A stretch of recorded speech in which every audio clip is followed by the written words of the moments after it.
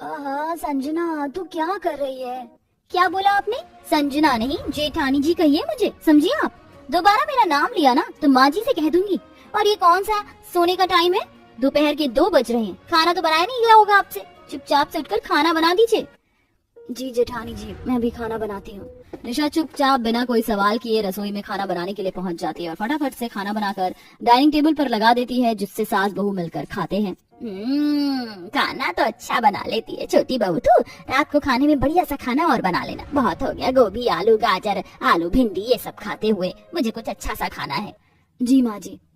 जी माँ जी क्या, साथ में रायता और कुछ मीठा भी बना लेना। वैसे बहुत दिन हो गए रसमलाई नहीं खाई। क्यों माँ जी? हाँ बिल्कुल बहू, रसमलाई बना लेना। और बड़ी बहू तू मेरे साथ शॉपिंग करने मार्केट चलना शाम को।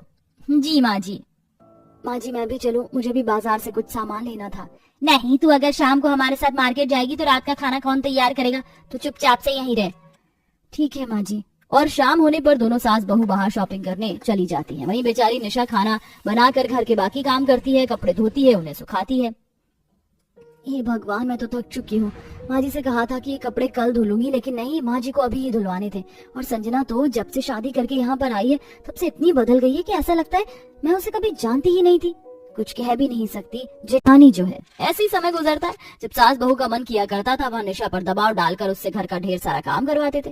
बेचारी को अपने खाने के लिए भी वक्त नहीं मिलता था और जेठानी तो अलग ही तरह का रौब झाड़ती थी, जिससे निशा की अक्सर आंखें आंसुओं में भीग जाती थी। एक दिन निशा संजना की साड़ी प्रेस कर रही थी, तभी वह काम से बुलाती है और संजना की साड़ी जल जाती है। हे भगवान, ये क्या हो गया? अब संजना ने, मेरा मतलब जेठानी ने देख लिया तो? वो तो मैंने देख ही लिया है निशा, तुमने ये क्या किया? तुम्हें घर का कोई भी काम ठीक से करना नहीं आता है क्या? कितनी बार समझाऊं मैं तुम्हें? मेरी बहुत एक्सपेंसिव साड़ी थी जिसे तुमने जला डाला, अब इसे ठीक कैसे करोगी तुम? सॉरी जेठानी जी, मुझे माफ कर दीजिए। क्या माफी दूं मैं तुम्हें इसकी? तुम्हें माफ करने से मेरी साड़ी तो ठीक नहीं हो जाएगी ना। मैं अभी माँ जी को बुलाती हूँ, तुम्हारी अकल तभी ठिकाने आएगी। बस कर संजना, तू कितना जहर उगलने लग गई है। तू भूल कैसे गई कि तेरा मेरा क्या रिश्ता है? जब से यहाँ आई है बहुत बदल गई है। शायद ये प्रेस वाला किस्सा तुझे याद नहीं है, मैं दोहरा देती हूँ। माँ मुझे कॉलेज के लिए लेट हो रहा है, मैं जा रही हूँ। ठीक है बेटा, ये आलू का पराठा तो खाती जा, कितने मन से मैंने तेरे लिए बनाया है। ठीक है माँ, खा रही हूँ मैं, अब बाय। निशा पराठा खाते हुए जा ही रही थी कि उसकी छोटी बहन अपने हाथ में ड्रेस लिए उसके सामने आती है। दीदी इतनी जल्दी मत जाओ ना, तुम्हें पता है ना आज मेरे कॉलेज में इवेंट है जिसमें मेरा परफॉर्म है, मुझे रेडी कर दो। और ये ड्रेस भी मेरे से प्रेस नहीं हो रही है और ये थोड़ी सी जल गई है। ये मेरी फ्रेंड की ड्रेस थी जो मैंने बोरो की थी, अब वो मुझे बहुत ज्यादा सुनाएगी। अरे बस इतनी सी बात के लिए मेरी छोटी बहन की आंखों में आंसू आ गए। देखा ड्रेस, अरे ये ज्यादा जली नहीं है, चिंता मत कर। मैं ऐसा कुछ जुगाड़ करूंगी कि तेरी जली हुई ड्रेस ना लोगों को दिखेगी ना ही तेरी फ्रेंड को, पर तू उसको सच सच बता देना। और हाँ, ये पहले से भी ज्यादा अच्छी लगेगी। ठीक है दीदी, यू आर दी बेस्ट। अच्छा मेरा एक प्रोजेक्ट भी बना दोगी ना? मुझे परसों सबमिट करना है, आज कर देना रात में। ठीक है बाबा, अब चल पहले तेरी ड्रेस को ठीक करूं। निशा संजना की ड्रेस पर हाथ से ऐसी कढ़ाई करती है और मोतियों की माला लगा देती है कि जला हुआ हिस्सा दिखाई नहीं देता और ड्रेस खूबसूरत लगती है। वाह दीदी, इस ड्रेस को पहनकर तो मैं बहुत ज्यादा सुंदर लग रही हूँ, पहले से भी ज्यादा। आपको तो डिजाइनर होना चाहिए था। बस अब इतनी तारीफ मत कर, खाना बनाने में एक्सपर्ट हूँ, वही बहुत है। फिर दोनों बहनें अपने अपने कॉलेज चली जाती हैं। इवेंट को संभालने के लिए संजना को पुरस्कार भी मिलता है। ऐसे ही वक्त गुजरता है। दोनों बहनों के बीच बहुत प्यार था। संजना निशा की छोटी बहन थी, जिससे निशा ने हमेशा प्रोटेक्ट किया था, उसके हर काम को किया, चाहे स्कूल हो, कॉलेज हो या फिर घर के काम हो। निशा हमेशा छोटी बहन की मदद करती थी। वही इन सब चीजों में घर वालों ने निशा को सर पर चढ़ा लिया, क्योंकि हर काम वह अच्छे से करती थी। इसी बात से संजना चिढ़ने लग गई। माँ मैंने आपके लिए इतने प्यार से फ्रूट कस्टर्ड बनाया, लेकिन आपको ये नहीं खाना, दीदी का बनाया हुआ कैरेट केक खाना है।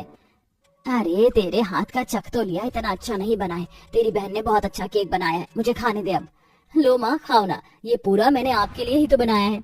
बस बहुत हो गया दीदी, तुम हमेशा बाजी मार जाती हो, मेरा कुछ करना ना करना बराबर ही है। देखना एक दिन ऐसा आएगा जब मैं भी तुम्हें नचा दूंगी। और फिर संजना को अपने जॉब लाइन में निखिल से प्यार हो गया, जो कि घर का बड़ा बेटा था। संजना को जब भी बाहर घूमना होता था वह अपनी बड़ी बहन को ले जाती थी, जहां घर का बड़ा भाई भी अपने छोटे भाई अर्जुन को साथ ले आता। इसी बीच बड़ी बहन छोटे भाई से प्यार करने लगती है और जब घर वालों को पता चलता है तो वो प्यार से बच्चों की खुशी के लिए मान जाते हैं, जिससे दोनों बहनों की शादी एक ही घर में हो जाती है और छोटी बहन जेठानी बन जाती है। इसी बात का फायदा उठाकर संजना निशा पर हमेशा बरसती रहती थी। याद आई तुझे प्रेस वाली बात? मैंने हमेशा तेरा भला चाहा, अपने काम को रोक कर तेरा साथ दिया, दिन रात तेरे स्कूल कॉलेज का काम बैठ कर किया है। मुझे समझ नहीं आता तेरे ससुराल में आकर रवैया इतना बदल क्यों गया है, वो भी जेठानी बनकर। हाँ तो क्या करूँ, जब मैं छोटी बहन थी आप बड़ी थी, हर बड़ी बहन का फर्ज होता है ये सब करना, तो इन सब का एहसान लोगी क्या? मुझे तो लगता है कि मेरी जेठानी बनने से आपको बहुत चिढ़ हो रही है।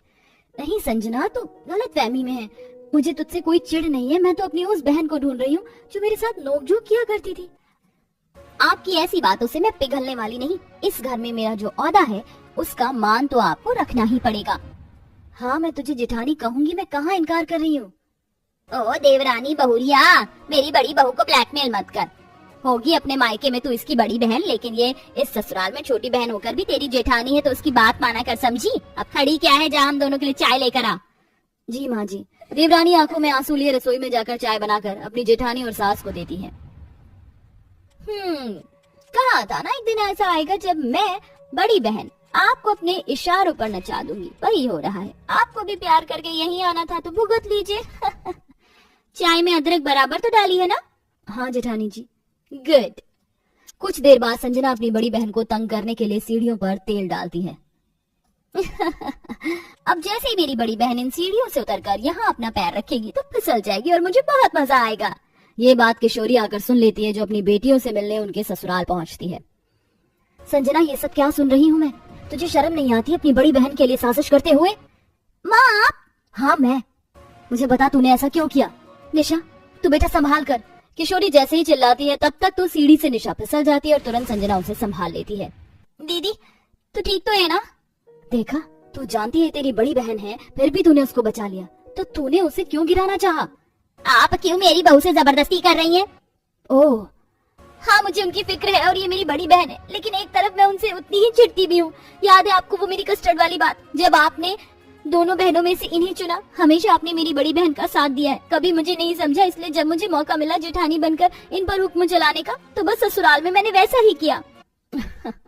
बेटा तू इतनी नफरत तो नहीं कर सकती। जमुना जी की बात से पता चल रहा है कि दोनों बहनों के बीच आग को हवा देने वाली यही है। और चल मान ले उसकी वजह से तू मुझसे नजरअंदाज हो गई, तू ये कैसे भूल गई उसने तेरे लिए अपनी बड़ी बहन होने का बहुत फर्ज निभाया है, रात भर जाग कर तेरा काम किया है। मैं तुझे गिनवा भी नहीं सकती इतना। और ये भी ठीक है कि तू इस घर की जेठानी है, फिर भी दो बहनों के बीच जो प्यार होता है क्या वो ऐसे खत्म होता है?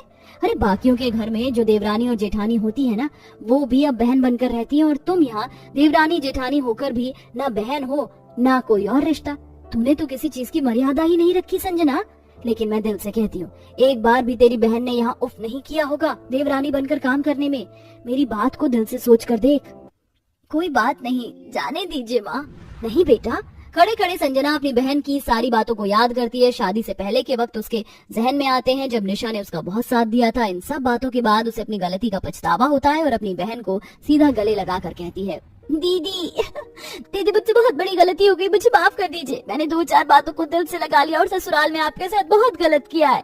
दीदी अच्छा हुआ माँ आपने आकर मेरी आंखें खोल दी, वरना जिंदगी भर मैं अपनी बहन के साथ ऐसे ही रहती। दीदी अब हम प्यार से पहले की तरह रहेंगे और मिलकर काम करेंगे। हाँ मेरी बहन। इस तरह दोनों बहनों के बीच सुलह हो जाती है। किशोरी उनकी बलाएं लेती है, साथ में सास को भी अकल ठिकाने आ जाती है और सब प्यार से हंसी खुशी मिलकर रहने लगते हैं। वेल दोस्तों, ये तो थी देवरानी जेठानी वाली बहनों की कहानी। आपकी अपनी बहनों के साथ आपका कैसा बॉन्ड है, कमेंट करके जवाब जरूर दें।